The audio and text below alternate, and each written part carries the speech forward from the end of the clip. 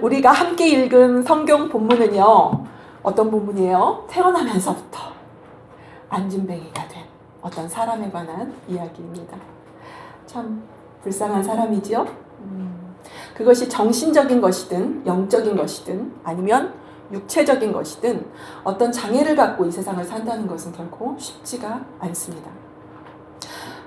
그런데요, 어찌 보면 성경에 기록된 아픔을 가진 이들의 삶은요, 다른 사람의 삶이 아니라 우리의 자화상이며 우리의 모습입니다. 그렇기에 우리가 분명하게 들어야 할 이야기이기도 합니다. 이 자세는요, 곧 이 성경이 기록된 이 성경을 우리 신앙 공동체를 위한 정경으로 받아들인다는 이야기가 됩니다. 태도가 되고 우리의 자세가 됩니다. 자, 성경에 기록된, 죄송합니다, 이렇게 저는 표현을 하겠습니다. 말씀대로 장애를 가진 사람들은요, 어떤 사람들입니까? 구원이, 구출이 필요한 사람들입니다. 절대적으로 필요한 사람들입니다. 희망을 잃어버리고 절망 가운데 있는 사람들에게는요, 그러한 불행으로부터, 그러한 절망으로부터의 구출이, 구원이 가장 절실한 소원입니다. 소망입니다. 오늘 본문의 바로 앞장이죠. 사도행전 2장은요, 여러분들이 너무 잘 아시는 오순절 사건, 어떤 사건입니까? 성령이 임하시는 사건을 기록하고 있습니다. 그 본문에는요, 교회, 기독교회의 탄생을 알리는 시도탄처럼 3,000명이라는 엄청난 숫자의 개종자를 얻은 당시 최대의 전도 집회가 기록되어 있습니다. 사도행전 2장에서 일어난 일이죠. 어떤 일입니까? 성령이 내려오신 일이죠.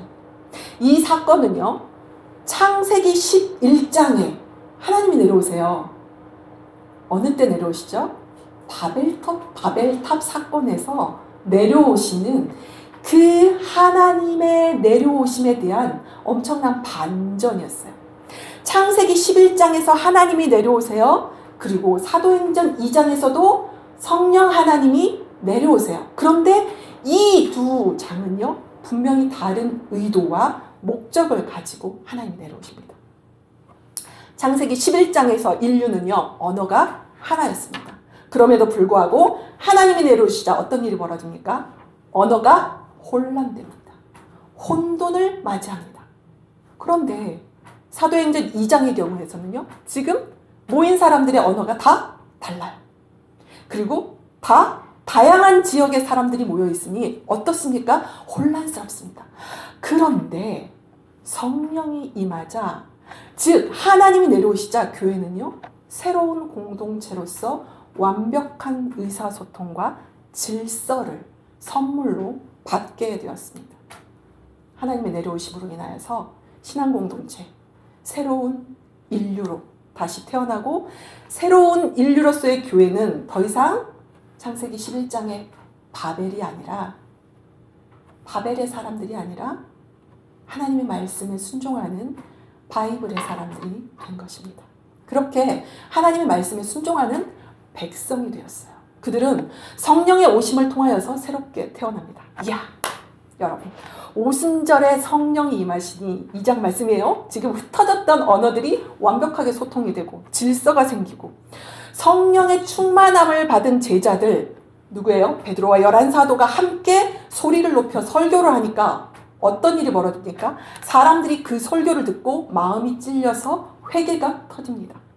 세례를 받은 사람들의 신도수의 3,000명이 더해요. 그리고 이 양적으로만, 사람들만 교회로 온 게 아니에요. 사람들이 교회로 몰려온 것이 뿐만이 아니라 이들이 말씀을 배우고 서로 교제하고 기도하기를 힘쓰는 일이 벌어집니다. 그러면서 사도행전 2장이 끝나요. 자, 여러분, 성령이 임함으로 새로운 인류가 태어났어요. 그러면 자연스럽게 우리는 2장을 넘겨서 3장을 넘기면서 어떤 기대감이 솟습니다. 어떤 기대감입니까? 자, 그렇다면 이렇게 새로운 질서 가운데 새롭게 태어난 교회들에게 도대체 어떤 도전이 주어질까? 그들에게 도대체 무슨 일이 발생할까? 하는 기대를 가지고 우리가 다음 장을 넘겨보지 않겠습니까?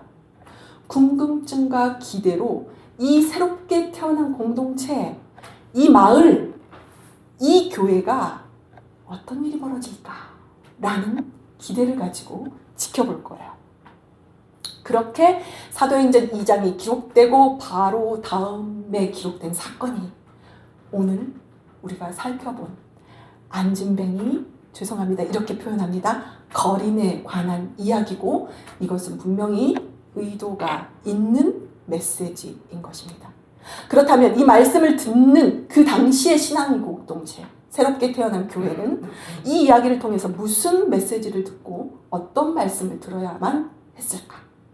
어떤 말씀을 들어야만 했을까요? 또 한 걸음 더 나아가서 오늘 우리 뉴예봉교회와 나그네 교회 공동체는 이 불쌍한 한 거지에 관한 이야기를 통해서 성령의 어떠한 메시지를 들어야만 할까요? 어느 날이에요. 베드로와 요한은요, 유대 관습에 따라서 기도하기 위해서 성전을 향해 올라가고 있었어요. 신실한 유대인들은 오전과 오후 하루에 2번에 걸쳐서 성전에서 기도하는 관습을 지켜왔기 때문에 오늘도 성전으로 올라간 거예요. 그런데 오늘은 그들이 전혀 예상하지 못했던, 예기치 않았던 상황에 직면하게 됩니다. 예루살렘 성전으로 가려면요, 사람들은요, 먼저 성전으로 들어가기 전에 예루살렘 성으로 먼저 들어가야 돼요. 그쵸? 성 안에 성전이 위치하고 있기 때문이겠죠? 예루살렘 성에는요, 여러 개의 문들이 있었어요. 그 중에 하나가 오늘 본문에 언급된 미문입니다. 이 미문은요, 사람들의 출입이 엄청 많은 성문이었어요. 거기에는 수많은 몸이 아픈 이들, 죄송합니다, 불구자들이 구걸하고 있었어요. 성전에 기도하러 가는 사람들의 신앙심과 양심에 호소하기 위함이었죠. 물론 적지 않은 사람들이 일말의 죄책감을 가지면서 그들 앞을 그냥 지나치기도 했을 거예요. 그럼에도 그 불구자 거지들은 성전에 기도하러 가는 사람들에게 적지 않은 양심의 가책을, 그 부담을 주기도 했고 아니면 깊은 죄책감을 자극했을지도 모릅니다. 베드로와 요한이요, 그날만 기도하러 간 게 아닐 수도 있어요. 그날만 기도하러 성전에 갔다는 흔적은 없어요. 전통적이고 경건한 유대인들로서 그들은 예루살렘에 있을 때에는 항상 규칙적으로 예루살렘 성전에 기도하러 갔을 것입니다. 그리고 대부분의 선량한 기도자 혹은 예배자들이 그랬듯 순수한 연민에서든 애정에서든 혹은 체면이나 죄책감을 조금 덜어보고자 해서든 때때로는 그들에게 도움을 주었을 겁니다. 그런데 성경은요, 오늘 마치 베드로와 요한이요, 예루살렘 성전에 기도하러 올라갔다가 처음으로 그 거린을 만난 것처럼 그리고 있습니다. 분명히 어제도 그제도 그 사람은 그곳에 앉아서 구걸을 하고 있었을 것이며 베드로와 요한 역시 어제도 그제도 성전에 기도하러 올라갔을 것입니다. 그런데도 마치 이들이 최초의 만남인 것처럼 이 사건을 기록하는 성경 저자의 의도, 그 의도에 우리가 관심을 기울여야 할 것입니다. 자, 여기에 불행한 사람이 있습니다. 그는 어쩌면 불운이라는 덫에 걸린 순진한 희생물처럼 보여요. 태어나면서부터 안진뱅이였던 것입니다. 그가 자신을 위해서 할 수 있는 거라고는요, 아무것도 없는 것처럼 보였어요. 그의 인생은 자신의 제어와 자신이 통제할 수 있는 것을 넘어선 것처럼 보였어요. 부모도 형제도 친척도 그의 지속적인 후견인이 될 수 없었습니다. 그와 지속적으로 함께하는 이가 될 수가 없었어요. 이 사람의 비극은요, 태어나면서부터 그것도 오랫동안 계속 되고 있었기 때문입니다. 버려진 삶 속에서요, 그가 발견한 인생의 지혜가 있었어요. 그게 뭐였냐면 체념이었습니다. 물론 한때는 삶을 저주하기도 하고 이런 모습으로 낳은 부모를 원망해 보기도 했습니다. 그러나 그는 그런 일들조차, 이런 원망조차 한낱 부질없는 일이구나 라는 걸 어느 날부터 알게 됩니다.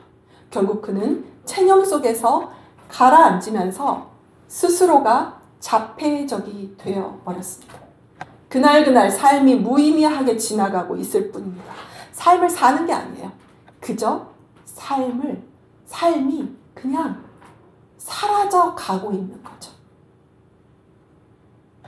그는 이제 자신을 들여다가, 스스로는 갈 수가 없잖아요. 자신을 들여다가 성전 문 앞에 놓고 구걸하게 하는 사람들에 대해서도요, 이제 별로 관심이 없게 됐어요. 한때는 내가 이렇게라도 벌 수 있게 나를 들여다 주는구나 하고 고맙게 생각했던 때도 있었고요. 또 한때는요, 몹시 분노를 느끼기도 했습니다. 그러나 감사나 분노와 같은 인간적인 정서, 그 정서는 더 이상 그에게 아무런 영향도 발휘하지 않게 되었습니다. 그는 철저하게 체념을 배웠기 때문입니다. 초점 잃은 눈망울을 굴리며 자기 앞에 오고 가는 예배자들에게 주문 외우듯 구걸을 할 뿐입니다. 그 목소리 안에는 어떤 격정도, 삶에 대한 애착도, 감정도 들어있지 않습니다. 그냥 그는 그곳에 앉아 있을 뿐입니다. 제가 오늘 설교 제목을 뭐라고 나누었는지 기억하십니까? 그 사람에게 미래가 있는가? 설교 제목을 한번 곱씹어 주시면서 계속 이 이야기를 들어주시면 감사하겠습니다. 그를 들여다가 성전 문 앞에 놓은 사람들이 누구인지 우리는 알 길이 없어요. 그들이 무슨 목적과 의도로 그렇게 했는지 알 길이 없어요.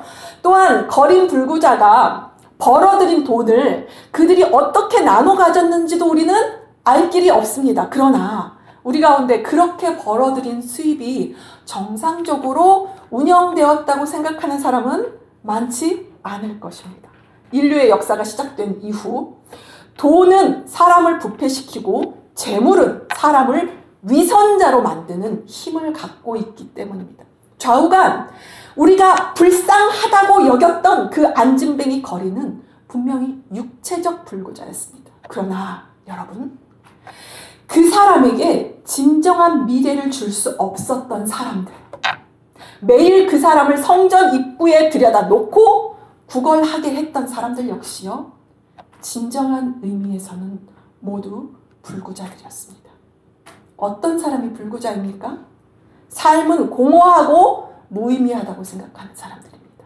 삶에 대한 무관심으로 찌든 사람들이에요. 남들이 어떻게 됐건, 내 삶이 어떻게 됐건 전혀 무관심으로 찌든 사람들. 인생은 반복되는 쳇바퀴에 불과하다고 생각하면서 삶을 풍요롭게 하기 위해서 스스로 힘써야 할 일이 없는 사람들. 그저 살아온 습관과 전통에 갇혀버리고 형식에 갇혀서 교회와 신앙의 차이를 구별하지 못하는 사람들입니다. 저는 오늘 말씀을 통해서 여러분들이 구약에 살았던 하나님의 백성의 신앙 고백, 그리고 예수님이 승천하시고 보내신 사도행전의 성령 강림을 통해 경험한 초대교회의 신앙 고백이 우리의 신앙 고백, 지금 나의 신앙 고백이 되기를 축복합니다. 여러분, 영적인 불구자들은 누구예요? 무엇이 크리스찬들로, 무엇이 우리들로 하여금 하나님을 볼 수 없는 장애인이 되게 합니까? 본문의 이야기에 나오는 모든 사람이 다 지금 그를 갖다 놓은 사람들이든 거기에 앉아있는 사람들이든 모든 사람이 다 지금 하나님의 구원을 필요로 하는 불구자들입니다.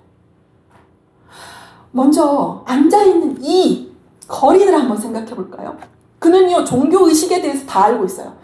성전 미문에 앉아있으니까 예배 시간이 언제인지, 교회에 누가 출석하는지, 교회 절기가 언제가 추수감사주일인지 성탄절인지 다 압니다. 그래서 오늘은 성탄절이니까 내가 좀 수입이 더 나올 수 있겠구나 라고 생각할 수도 있을 거예요. 그래서 좀 더 기분이 좋을 수도 있겠죠. 그러나요, 이 사람은요, 여러분, 성전의 미문에 앉아 있으면서도요, 한 번도 그 성전 안에 들어간 일이 없습니다. 진정으로 하나님을 만난 일도 없습니다. 하나님께 간절히 매달려서요, 하나님의 은총, 하나님 나를 불쌍히 여기십시오, 하나님의 은혜를 나에게 부어주십시오 하고 하나님의 은총과 자비를 사모해 본 일이 없어요. 왜 사람들이 기도하러 가는지에 대해서도 생각해 본 적이 없습니다. 그는 자기 자신에게 가장 절실한 것이 무엇인지요? 체념 안에서, 여러분, 체념 안에서 망각한 사람입니다. 안진뱅이가 일어선다는 것은 도저히 불가능하다고 생각합니다. 하나님을요, 제한하고 삽니다. 하나님이 하실 수 있는 일과 하실 수 없는 일을 미리 다 판단해놓고 판정해놓고 사는 사람입니다. 여러분의 가슴에 이 안진뱅이 거린이 보이십니까? 그러나 놀라운 사실은요, 여러분, 성경은요, 이런 사람에 대해서, 이렇게 생각하고 있는 아픔에 대해서, 혹은 너 왜 그렇게 사느냐고 그러지 말라고 비난하지 않는다는 사실이 너무나 놀라운 사실입니다. 왜입니까? 그에게는 여러분, 스스로를 구원할 수 있는 능력이 없기 때문입니다. 여러분, 구원은요, 그가 어떤, 오늘 기도 김용옥 사모님 말씀하셨지만 많은 종교적 노력을 했다고 해서 오는 게 아니에요. 그는 구원을 절실하게 필요로 하는 사람입니다. 미래와 희망을 잃어버린 그에게는요, 뭐가 채워져야 합니까? 잃어버린 미래와 희망이 채워져야 합니다. 왜냐하면 희망을 상실한 채로 사는 사람은요, 진정으로 사는 사람이 아니거든요. 그에게 필요한 것은 미래고요, 그러한 미래를 주는 것이 바로 구원입니다. 그런데 성경이 이렇게 말해요, 우리한테. 얘야, 구원은 우리가 전혀 생각하지 않는 곳에서 온단다. 세상에, 여러분, 성전 안에서가 아니라 성전 밖에서 구원이 일어날 줄이야. 구원은 우리가 전혀 기대하지 않았던 사람들로부터 온단다. 제사장이나 종교적 지도자가 아닌 평범한 갈릴리 사람들이 통로가 되어서 이 구원이 그에게 올 줄이야. 얘야, 구원은 우리가 전혀 기대하지 않은 시간에 온단다. 예배 시간이나 특별한 기도 시간이 아니라 일상의 삶에 진부하고 무료하고 아무 희망이 없던 그 똑같은 어느 날, 그 시간에 그에게 하나님이 찾아오실 줄이야. 그렇습니다. 그래서 우리는요, 구원을요, 여러분, 은혜라고 부르는 것입니다. 여러분, 거린 그 장애인에게는요, 무엇이 구원의 의미입니까? 이에 대해서 대답은요, 오늘 성경은요, 베드로와 요한의 말 속에서 찾을 수 있습니다. 6절을 한번 읽어보겠습니다. 요한복음, 사도행전 3장 6절 한번 한 목소리로 읽어볼까요? 베드로가 이르되 은과 금은 내게 없거니와 내게 있는 이것을 내게 주노니 나사렛 예수 그리스도의 이름으로 일어나 걸으라 하고. 아멘. 사실 오순절 이전에요. 오순절 어디예요? 바로 앞장이에요, 여러분. 오늘 보면 3장 1절이죠. 오순절 사건 언제 일어났어요? 세상에 따끈따끈한 바로 앞장이에요. 사도행전 2장. 사실 오순절 이전에는요, 베드로의 입에서는요, 감히 상상도 할 수 없는 말이었어요. 그는 자신의 힘으로 하나님 나라를 보호할 수 있다고 믿었던 사람이에요. 예수님이 잡히시기 전날 겟세마네 동산에서 일어났던 이야기는요, 여러분, 사복음서, 어떤 복음서입니까? 마태, 마가, 누가, 요한 다 기록하고 있어요. 예수님을 잡기 위해서 가룟 유다가요, 로마 군인들, 그리고 대제사장들, 바리새인들의 하인들과 함께 등과 횃불과 병기, 몽치 가지고요 겟세마네 동산으로 옵니다. 그때 베드로가 어떤 행동을 합니까? 그에게 칼이 있었는데 그 칼로 말고라 하는 대제사장의 종을 쳐서요 오른쪽 귀를 베어버렸어요. 그는 칼과 창으로 하나님 나라를 방어할 수 있다고 믿었고요. 그는 무력으로 하나님의 일이 계속 진행될 수 있다고 믿었던 것입니다. 힘으로 하나님의 나라를 지킬 수 있다고 믿었던 것입니다. 여러분, 칼과 창은요 전쟁의 무기예요. 전쟁에서 승리하기 위해선 많은 칼과 창이 있어야 합니다. 그러나 구약 성경에서요 하나님은 이렇게 이야기를 부단히도 합니다. 어떤 이야기를 합니까? 칼과 창을 의지하지 말라.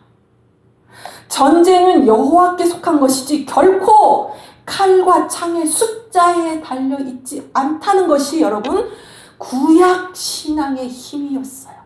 그래서 이스라엘 사사 기드온이 미드안 족속과 전쟁을 할 때 하나님은 이스라엘 군세를 10,000명에서 300명으로 줄이시면서 그 이유를 하나님이 분명하게 말씀하십니다. 이스라엘이 나를 거스려, 누구를 거스려? 하나님을 거스려 스스로 말하기를 내 손이, 자신들의 손이 나를 구하여 구원하였다 할까 하니라. 그래서 이스라엘은요 전쟁에 나갈 때마다요 이런 이야기를 합니다. 이런 외침을 했어요. 전쟁은 야훼께 속하였습니다. 우리는 칼과 창을 믿지 않습니다. 구원은 하고 외치면 여러분 어떻게 외쳐야 합니까? 야훼로부터 옵니다 라는 외침을요 하면서 전쟁에 나갑니다. 이것이 구약 이스라엘의 신앙이었고 그 고백을 항상 삶의 전쟁 가운데 나갈 때마다 외쳤던 외침이었습니다. 여러분, 그들의 신앙 고백이 귓가에 들리십니까? 구약의 하나님의 백성 이스라엘은요 이 사실 전쟁은 누구께 속했고 하나님께 속했고 우리는 칼과 창을 믿지 않고 구원은 우리를 구출하시는 것은 이 전쟁에서 승리로 나를 살려주시는 것은 누구께로부터 옵니다. 야훼께로부터 옵니다. 라는 이 신앙을 정말 여러분 힘들여서 배웠어요. 힘들여서. 아니요, 근데 사실은 배우지 못했는지도 모르겠어요. 입으로는 전쟁은 야훼께 속했습니다 라고 외치면서도요 정작 전쟁에 임하면요 허겁지겁 뭐부터 챙깁니까? 칼부터 창부터 그 숫자를 세는 것부터 서 있었는지 모르겠습니다. 마치 우리들의 이야기를 듣는 것 같지 않습니까?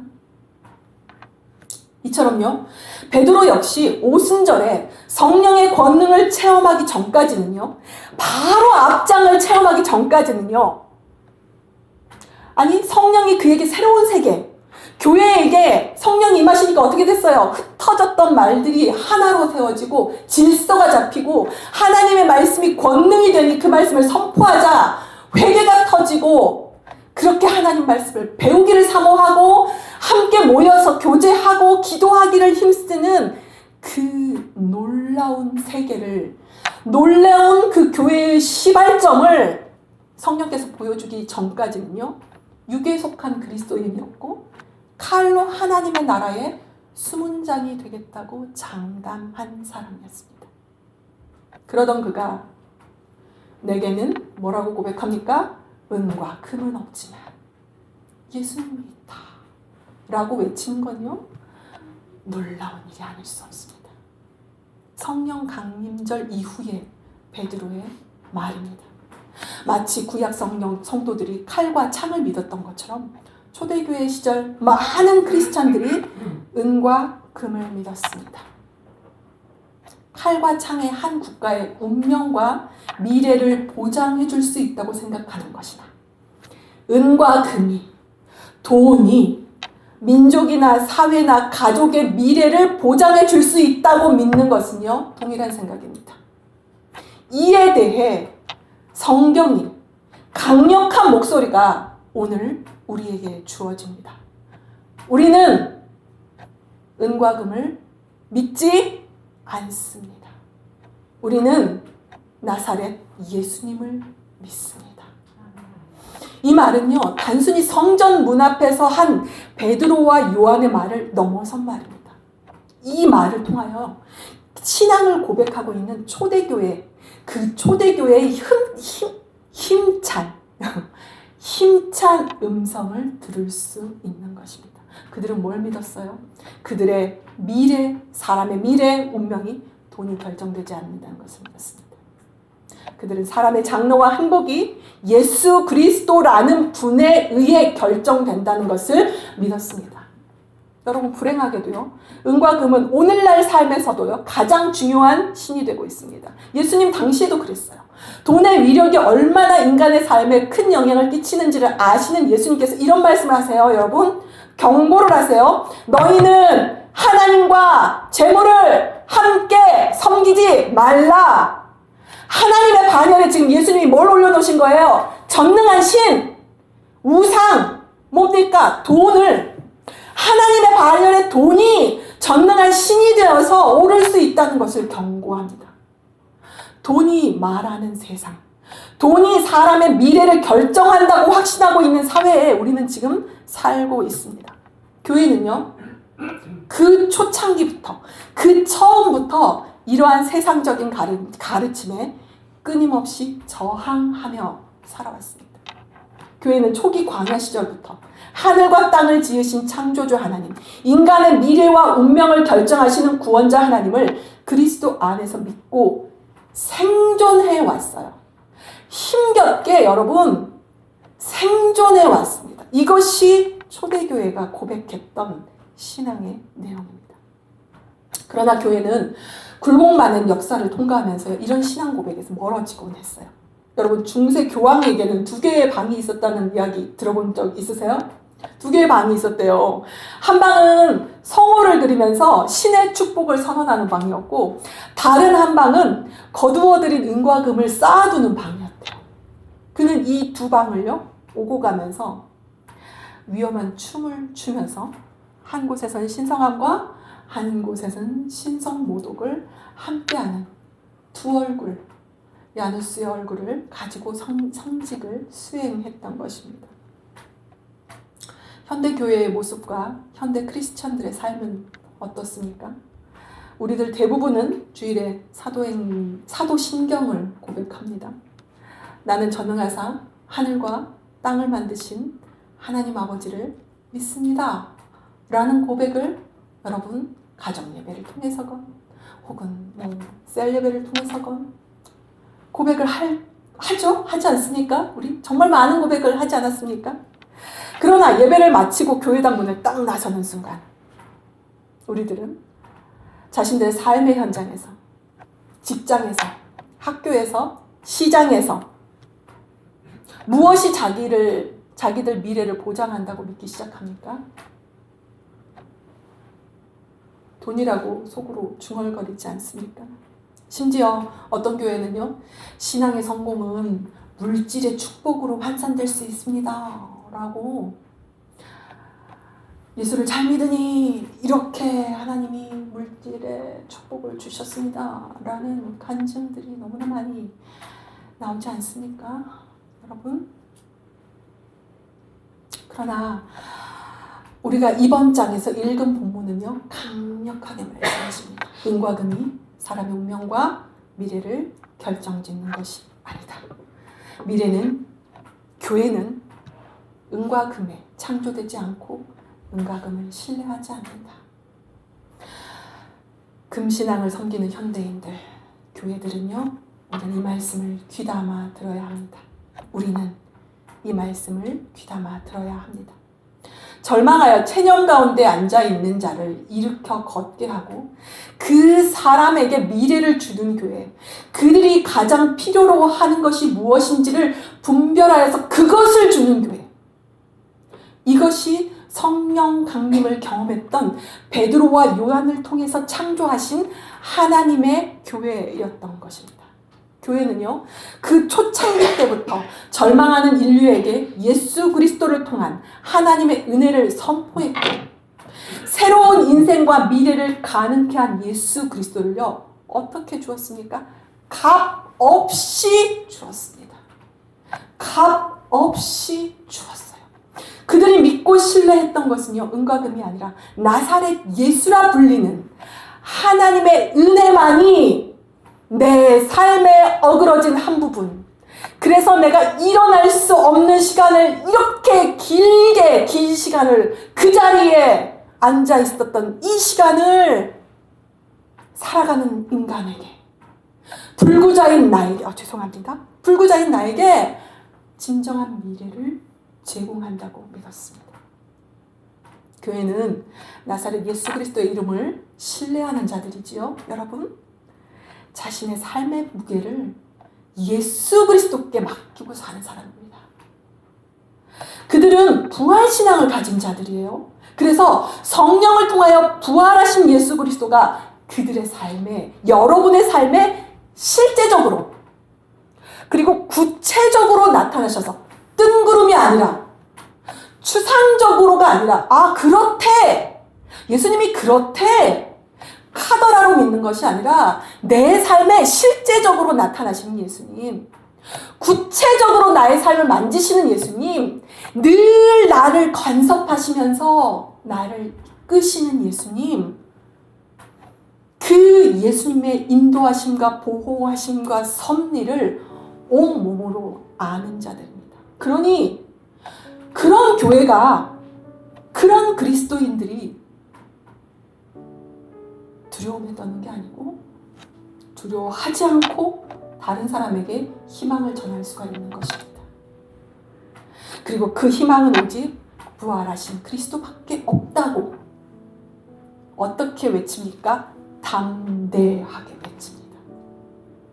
교회는 이런 신앙을 고백한다는 거예요. 여러분이 교회라면 이 신앙의 고백이 여러분의 고백이어야 한다는 것입니다. 초대교회는 바로 이렇게 강력한 신앙 고백에서 출발합니다. 이들의 신앙 고백은요, 안진뱅이 거린에게 위대한 미래를 창조해 줍니다. 7절, 8절 한번 읽어볼까요? 함께 읽겠습니다. 다 놀라 신기하게 여겨 이르되, 보라, 이 말하는 사람들이 다 갈릴리 사람이 아니냐? 우리 각 사람이 난곡 방언으로 듣게 되는 것이 어찌 됨이냐? 죄송합니다. 7절, 8절이 아니네요.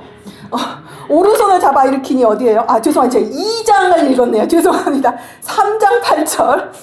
죄송합니다. 참. 제가 허당이에요, 여러분.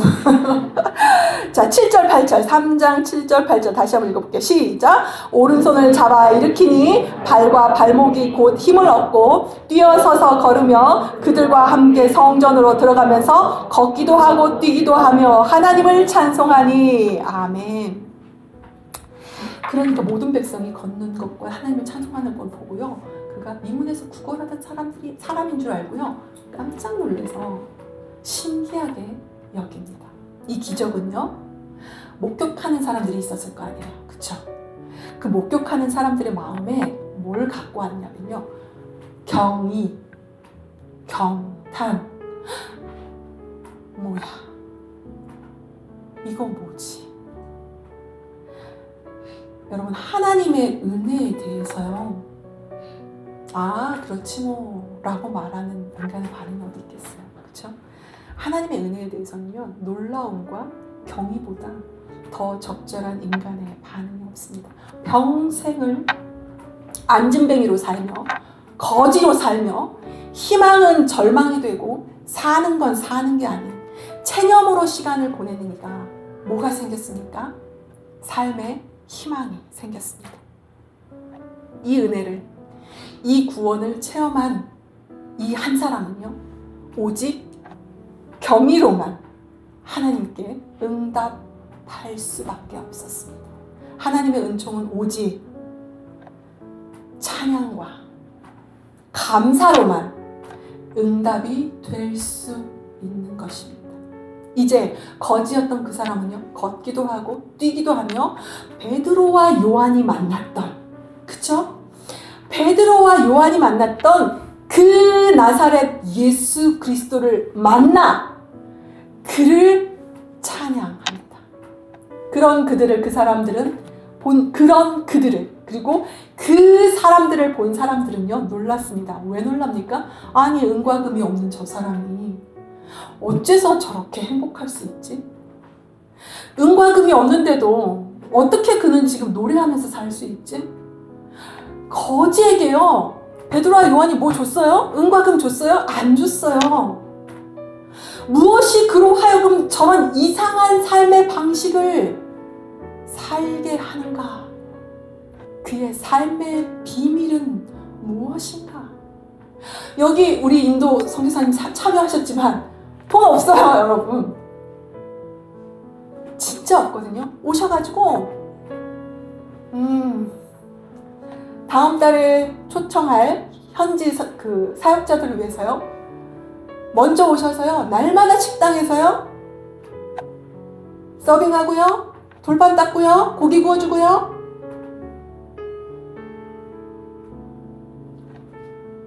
그 생활을 지금 한국에 시차 적응도 하기 전에 그 생활을 지금 날마다 하고 있어요, 여러분. 그러면서도요. 그 입에서 뭐가 나옵니까? 날마다 찬양이 나와요. 날마다 감사해요. 사장님 오늘 어땠어요? 좋아. 몸 좀 어때요? 튼튼해. 무엇이 그를 은과 금이 없는데도 저렇게 노래하면서 행복하게 저런 삶의 방식을 살게 하는가? 그의 삶의 비밀은 무엇인가?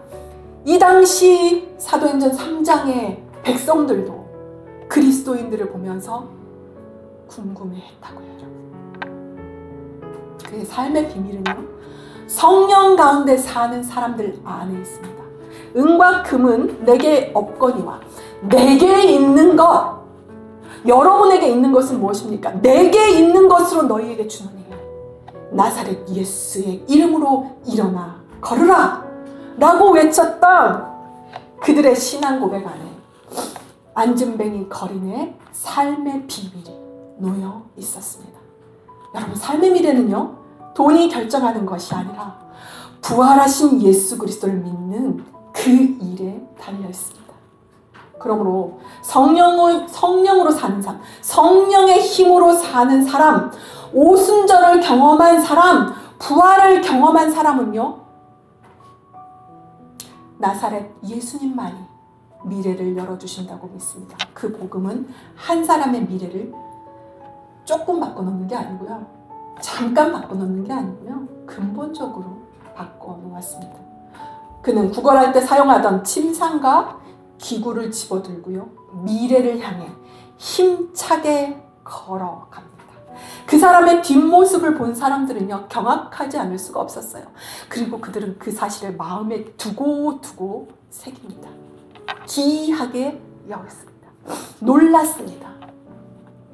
여러분, 성전 문 앞에 앉아있던 그 구걸하는 그 사람에게 미래가 있었습니까? 네, 있었습니다. 아무리 봐도 미래가 없는 것 같고 우리 눈에는 사는 게 사는 것 같지 않고 이제는 희망은커녕 원망도 사그라져 버리고 생기는커녕 마른 뼈만 남은 것 같은 그에게, 나에게, 우리에게 어느 날 생각지도 못한 여러분의 삶의 언저리에서 기대하며 기웃거리던 사람들을 통해서가 아니라 저 사람이 나를 도와줄까? 저 사람이면 저 사람 옆에 있으면 내가 살아가는데 좀 편할까? 라고 기대했던 사람들이 아니라 전혀 기대하지 않았던 사람들을 통해서, 전혀 기대하지 않았던 시간에 여러분, 구원이 찾아옵니다. 아멘. 소망이 찾아옵니다. 미래가 찾아옵니다. 오직 성령님만이, 부활하신 예수 그리스도만이 그의 미래였습니다. 그러니 여러분, 사도행전의 3장의 기적은요, 사도행전 2장의 경험을 해야 합니다. 그 경험을 했던 그리스도인들만이 3장의 기적을 이해하고 자기에게 있는 것을 줄 수가 있습니다. 여러분에게, 저에게 이런 기적이 날마다 최소한 하루에 한 번은 일어나서 날마다 우리가 기쁘고 감사하는 찬양이 우리 삶에서 매일 일어났으면 좋겠어요. 이 거린처럼, 이 거린이 한 번도 들어가 보지 않았던 그 성전을 향해 찬양했던 것처럼 우리의 삶에 하나님 하루에 한 번은 이 기적이 일어나기를 소망합니다. 그렇게 살고 싶어요. 저 그렇게 기쁘게 감사하게 살고 싶어요 라고 고백하고, 실제로 예수님 믿는 건요 절대로 추상적인 게 아니에요. 절대로 이론적인 게 아닙니다. 실제로 나의 삶에 일어나는 일이에요. 하나님의 약속은요 분명히 그 약속을 지키시는 하나님의 신실하심이 있다는 것을 기억하면서 함께 기도하기를 원합니다. 하나님 감사합니다. 하나님께서 우리에게 소망이 되어주셔서 감사합니다. 우리의 미래를 열어주셔서 감사합니다. 저에게 다른 것이 아니라 오직 부활하신 예수님만이 미래인 것을 알게 하셔서 감사합니다. 그 미래를 꼭 붙들고 우리가 삶을 살아가고자 합니다. 주여 우리를 인도하여 주옵소서. 감사를 드리며 예수님의 이름으로 기도합니다. 아멘.